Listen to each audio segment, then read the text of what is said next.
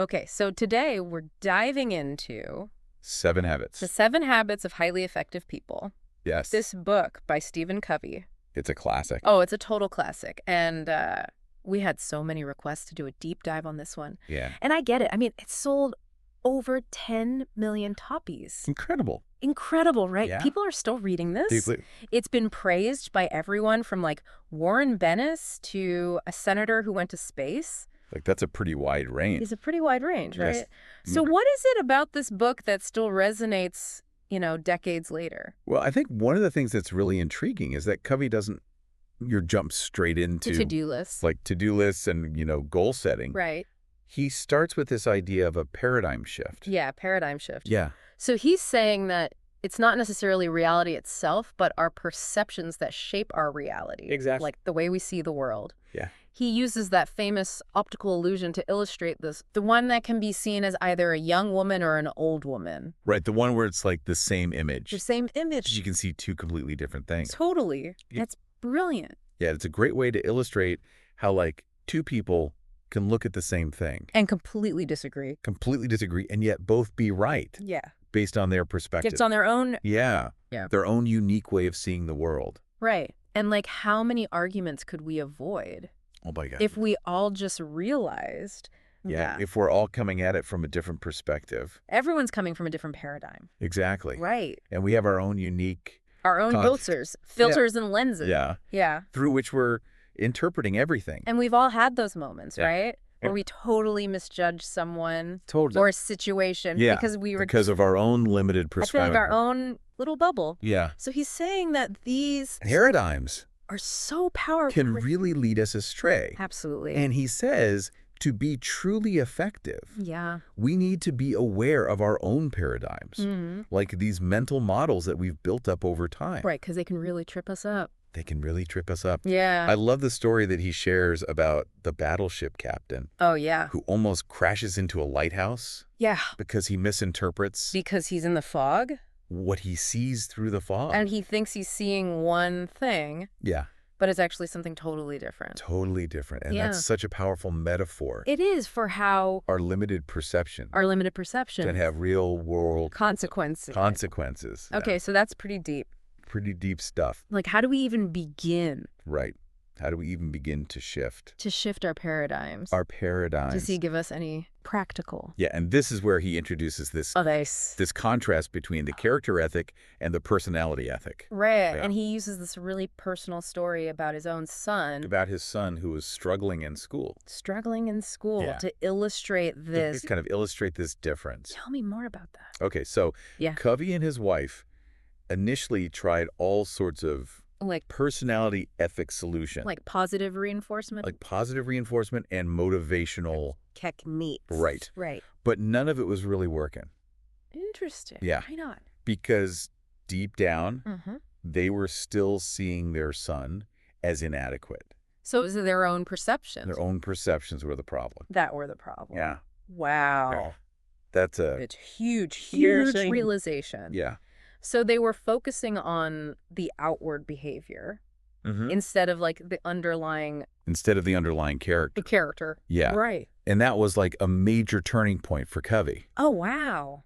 He realized that true effectiveness Yeah. doesn't come from these quick fixes or Right. surface level Surface level techniques. techniques. Yeah, it comes from focusing on these core Character traits. character traits. Yeah, like Like what? integrity, Humility. humility, Okay. fairness, courage. Those are big ones. Yeah, the foundations for lasting change. Okay, so I'm starting to see Yeah. how this all connects. Yeah. We've got to examine our own Our own deeply held beliefs. deeply held beliefs Oh, yeah. and paradigms. And paradigms, because they're driving our action. They're driving everything. Often without us even realizing it. Yeah, we're often on autopilot. Autopilot. Yeah, Totally. just going through the motions. But then how do we actually start Right.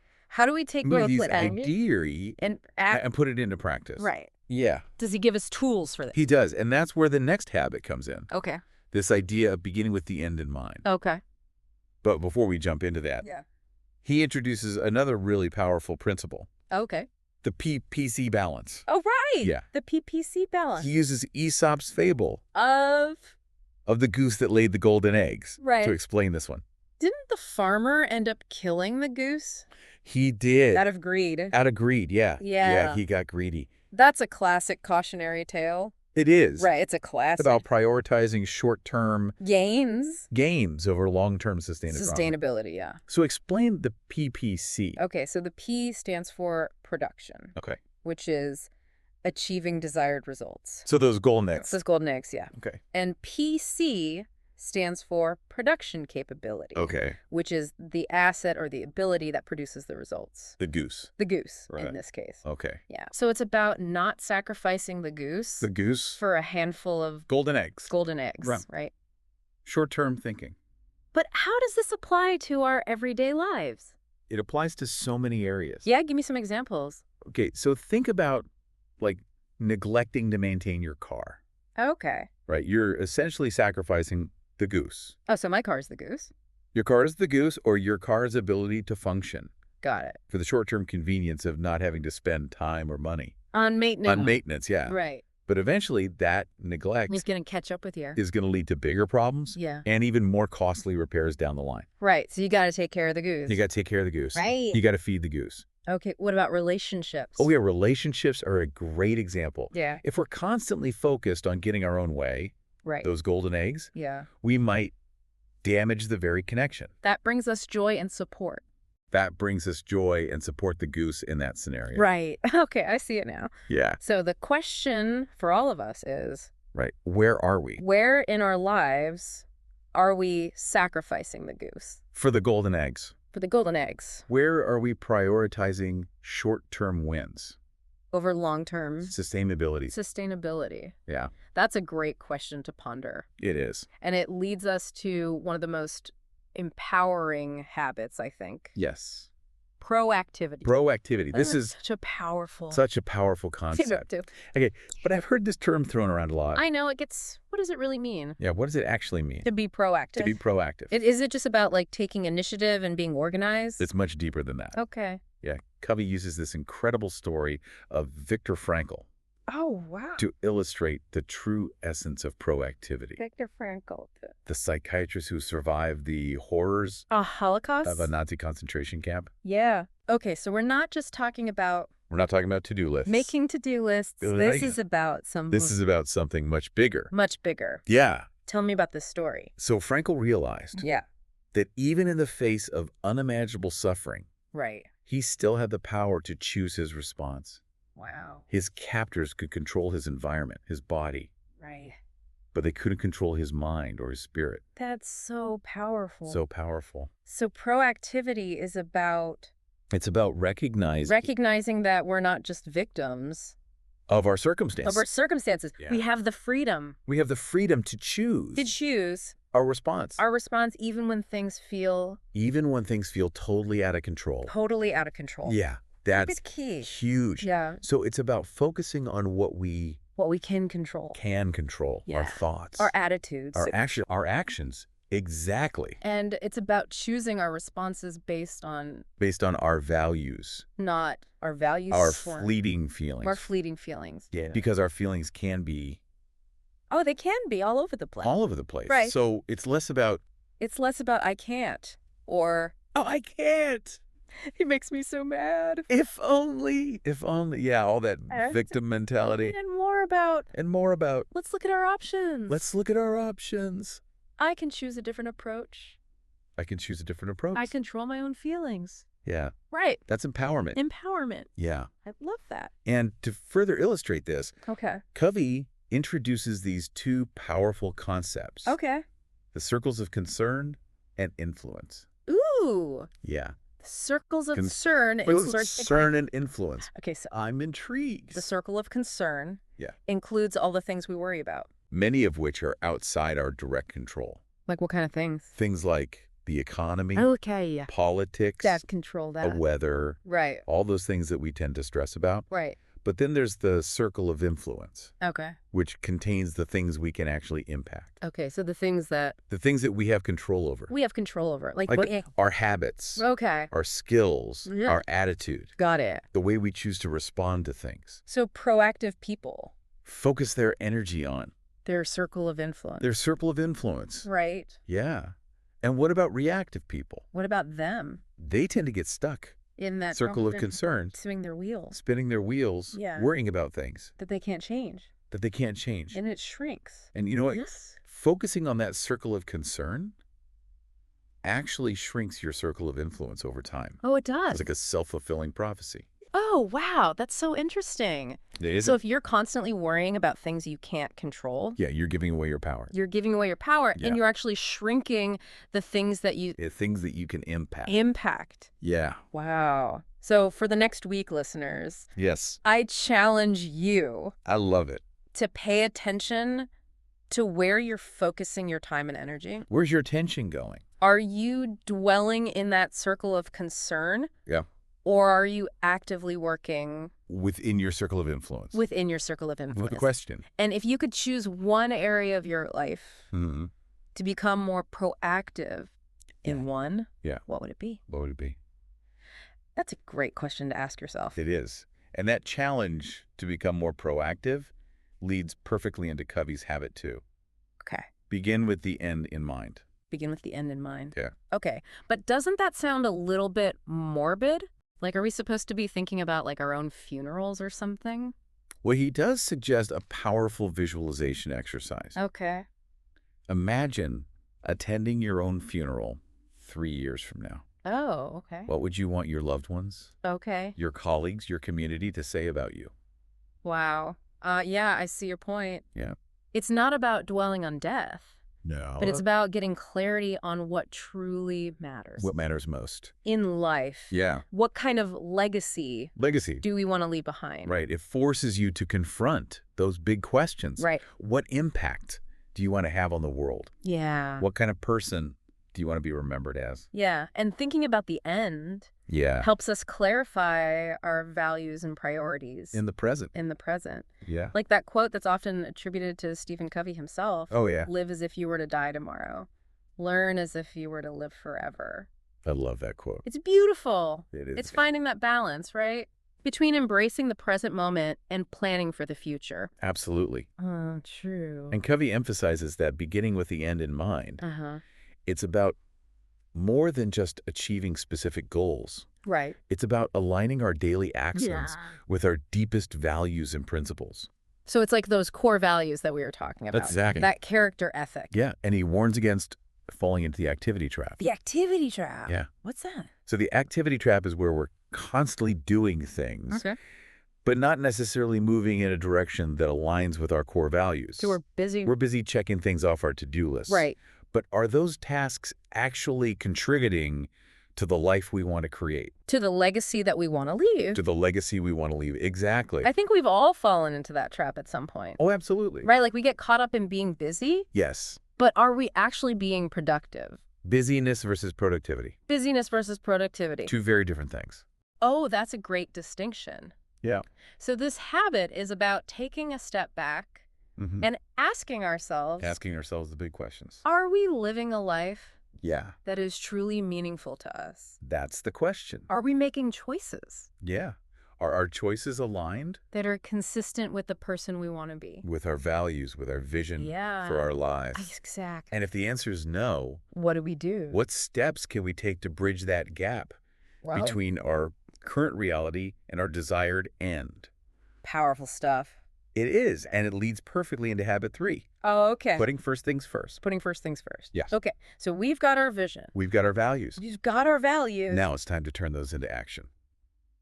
Okay, but this sounds a lot like Like basic time management, basic time management, like Correct. just making a to-do list. just prioritizing. And prioritizing. It's much more than that. Okay. Yeah, Covey introduces this brilliant concept Yeah. called the time management matrix. Ooh, the time management matrix. Yeah, I love a good matrix. it's a good one. Okay, break down the time management matrix. Okay, so picture a simple 2x2 grid. Okay, I'm picturing it. Okay, you've got urgent and not urgent on one axis, Uh-huh. and important and not important on the other, Okay. creating 4 quadrants. I see it. Okay. I got my quadrants. So Covey says we tend to spend a lot of time Where? in oh, quadrant, quadrant. dealing with things that are both urgent and important. Okay, that makes sense. Right. We've all got deadlines. Oh, they've lost fine. space. Crises. Crisis. Things we absolutely have to handle. Right now. Right now. Yeah. That's the quadrant of necessity. It is the quadrant of necessity. We can't ignore those tasks. We can't. But if we're constantly living in that quadrant, Mm-hmm. we're going to feel stressed. Stressed, overwhelmed, and out of control. Out of control. Yeah, because you're just constantly reacting. Right. It's like we're just reacting to whatever fire Whatever fire comes up next. comes up next. Yeah. No wonder we feel burnt out. Exactly. Okay, so that's quadrant I. Quadrant. Urgent. Urgent and important. Urgent and important. What about quadrant third? Quadrant 3 is where we deal with things that feel urgent Okay. but aren't truly important. Like what? Things like unnecessary interruptions, Ooh. certain emails, Okay. other people's priorities. Oh, this is hitting home. Yeah, I'm definitely guilty I think we all are. of spending way too much time Yes. on things that feel urgent, Yes. but don't actually move the needle. On our own goals. On my own goals. Yeah, and that's the quadrant of deception Deception. because we often feel busy and productive there, Right. but in reality, we're often reacting To other people's to agenda. other people's agendas Instead of focusing on our instead own. of focusing on our own. Wow. And this is where we get tripped up. This is where we get tripped up. Right. And sadly, sometimes this comes at the expense of quadrant 2. Okay. Quadrant 2. Which Covey says Mm-hmm. is where highly effective people spend most of their time. Okay, I'm sensing this quadrant 2 is where the magic happens. Quadrant 2 is the quadrant of effectiveness. Effectiveness. Yes. Okay. It's where we focus on things that are important, Important, but not necessarily urgent. but not necessarily urgent exactly. Okay, give me some examples. Things like relationship building, Okay. long-term planning, Right. personal development, Mm-hmm. preventative maintenance. It's all this It's all the good stuff. that we know we should be doing. Yeah, we know we should be doing. Yet we often put it off. We put it off because it doesn't have Immediate immediate consequences Yeah. like exercise exercising. Yeah. or having those deeper conversations with our loved ones Deeper conversation. or finally learning that new skill Or finally writing that book. that we've been meaning to pick up. Yeah. But investing time Investing time in quadrant 2 activities pays off. pays off in the long run. In the long run. It's about preventing crises before they occur, Okay. strengthening relationships, Yeah. and creating a life of greater balance and fulfillment. But how do we make time for this? Right.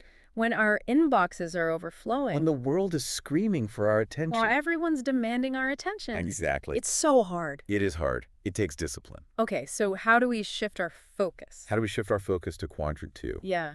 I think one of the biggest keys is having the discipline to say no Say no. to the less important activities that often clamor for our attention. That's hard.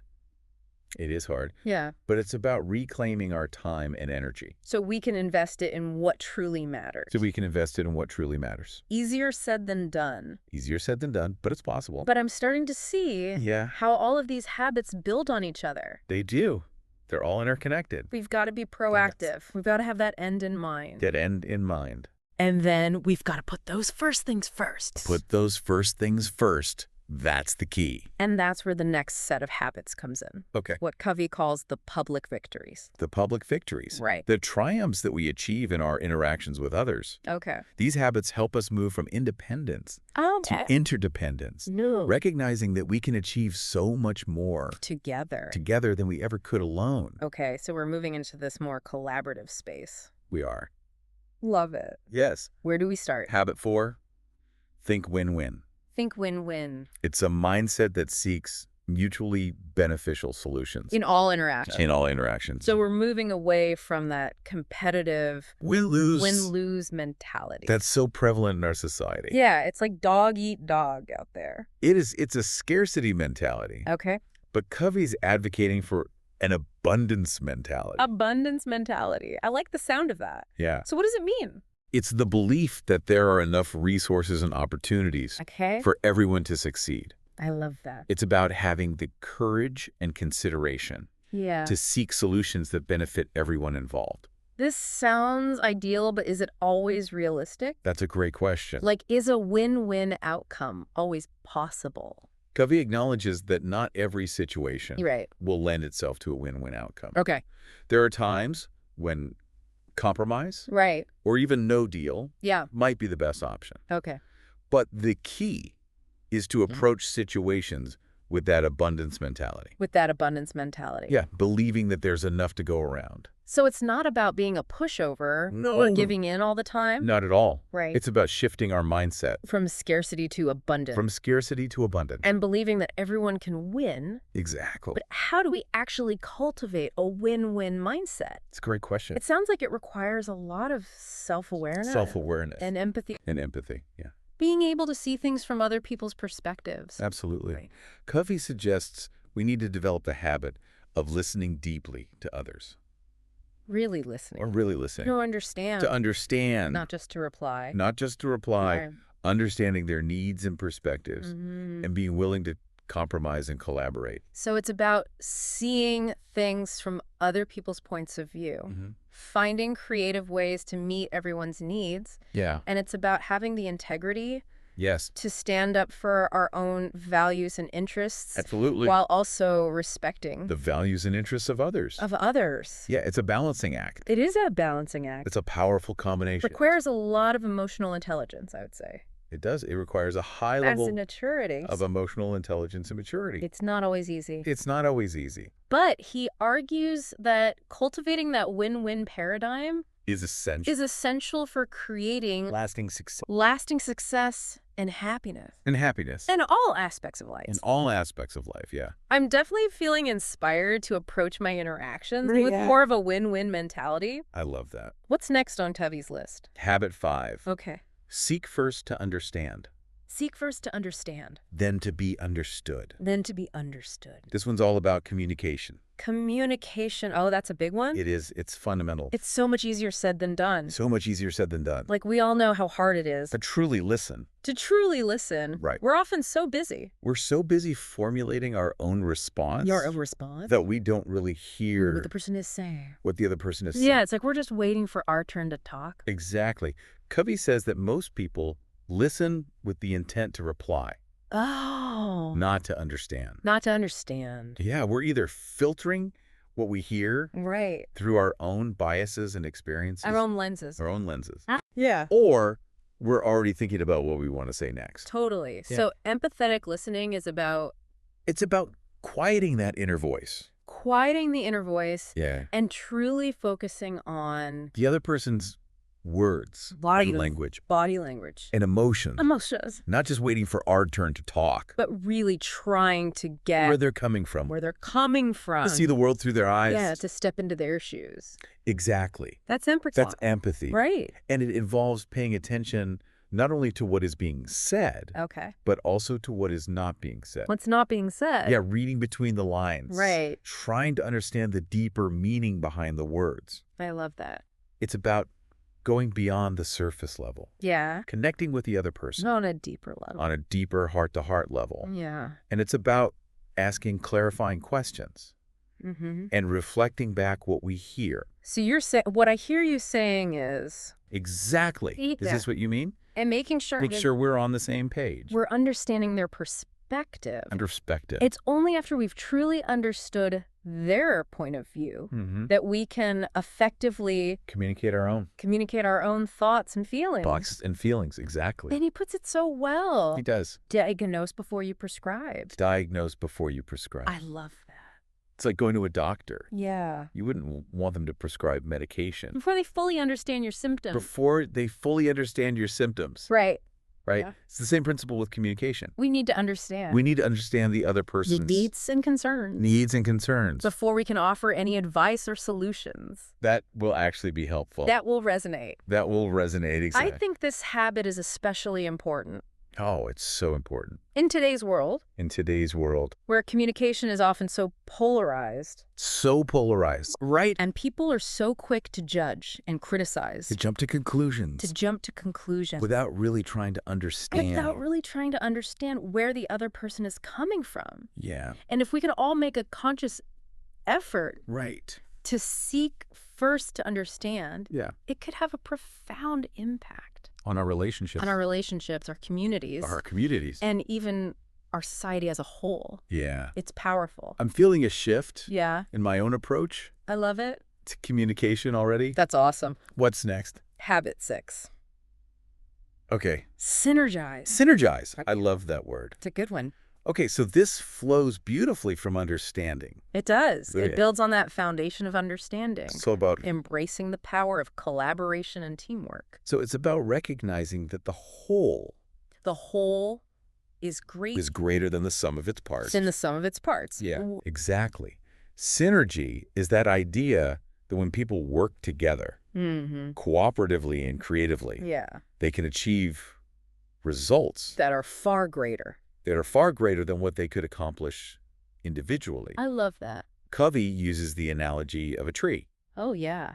Its strength comes not from any single branch or root, but from the interconnectedness of all its parts. That's such a beautiful image. It is. And it makes so much sense. It does. We're stronger together. We are stronger together. There's synergies about valuing and leveraging the unique strengths and perspectives of each individual on a team. Yeah. And it's about creating an environment where people feel safe to share their ideas. They share their ideas to be vulnerable. Even if those ideas are different or challenge the status quo. Challenge the status quo? Exactly. I can see how synergy is so closely tied to the previous habit. It is.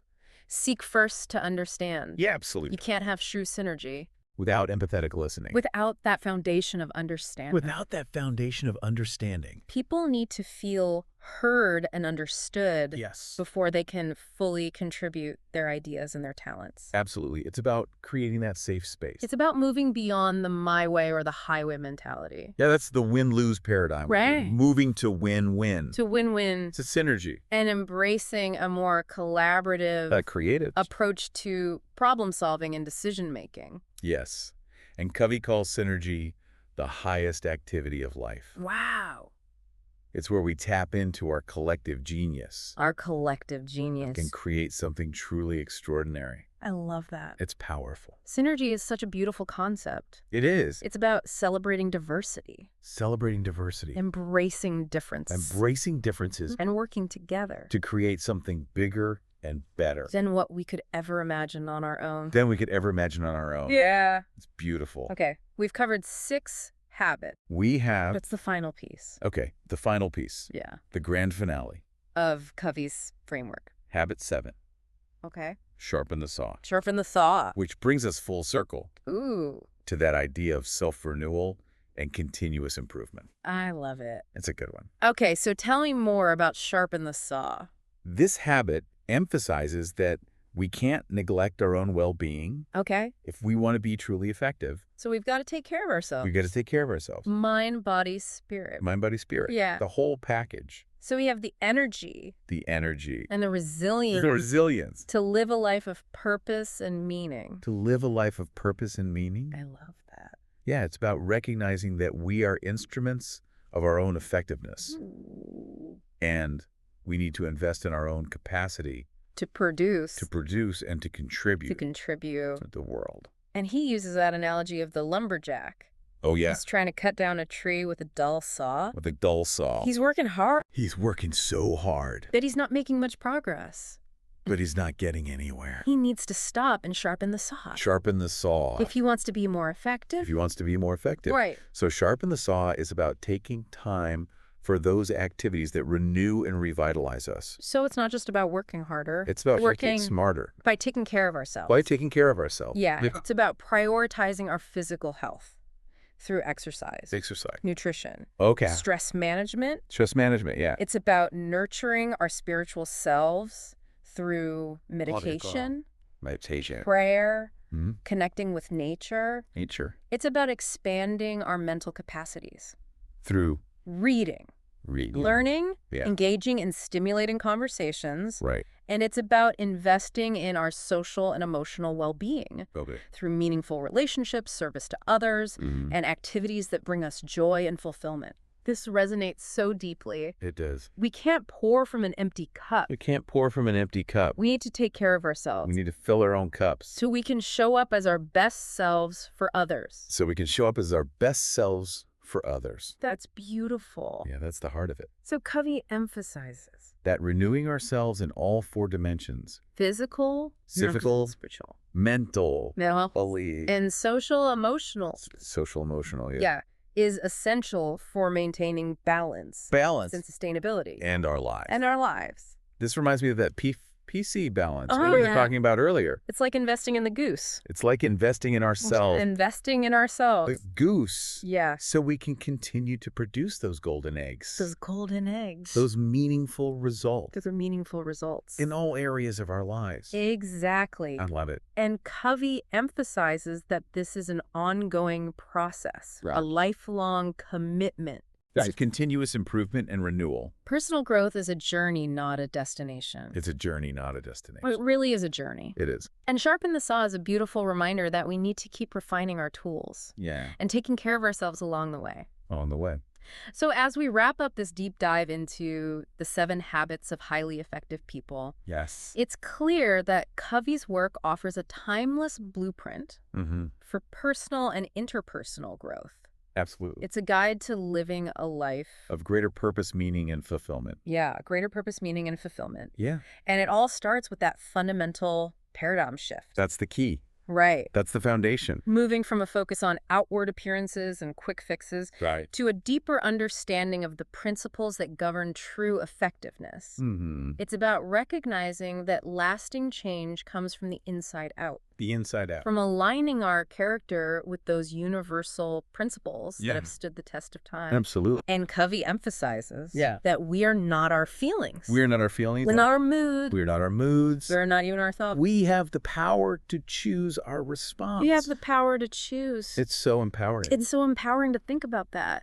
Yeah. That we have agency in our lives. Agency. That we're not simply at the mercy of our circumstances. Right. And that as you continue to explore these ideas, remember that even small, consistent steps toward embodying these principles can create a ripple effect. A ripple effect. Of positive change in your life and in the lives of those around you. Absolutely. What I love about Covey's work is that it's not just about individual success. It's not just about you.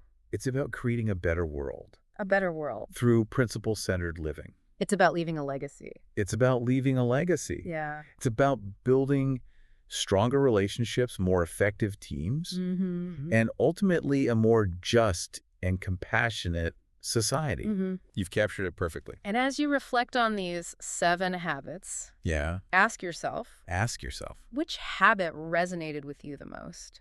Which one really spoke to you? Where do you see the greatest opportunity for growth in your own life? Yeah. Where do you want to focus your energy? And what's one small step you can take today to start applying these principles? What's one small step? Remember, listeners, personal growth is a journey, not a destination. It's a journey. So embrace the process. Be patient with yourself. Be patient with yourself. And keep striving to live a life that is aligned with your deepest values and aspirations. Beautifully said. Keep sharpening that saw.